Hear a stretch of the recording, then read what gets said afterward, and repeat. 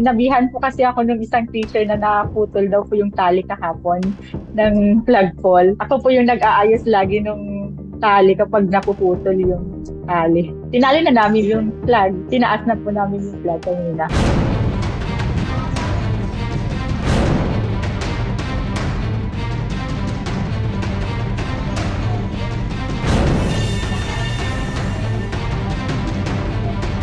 Hindi po ako natakot kasi sanay na po akong umaakyat sa puno ng nyog.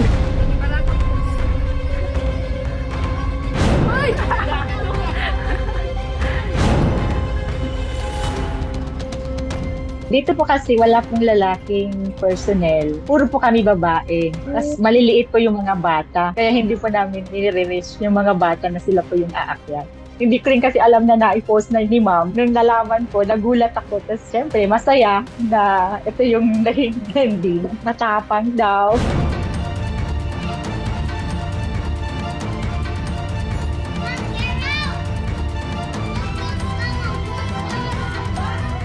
Kaysa ginagawa po namin yung flag ceremony na wala po yung nakataas yung bandila po. Ginawaan ko muna ng paraan. As a teacher, gagawin ko naman po lahat yung makakaya ko para pagsilbihan sila. Kahit yung pag-akyat sa flagpole, hindi ko po i-risk yung kanilang buhay para sila po yung gagawa noon.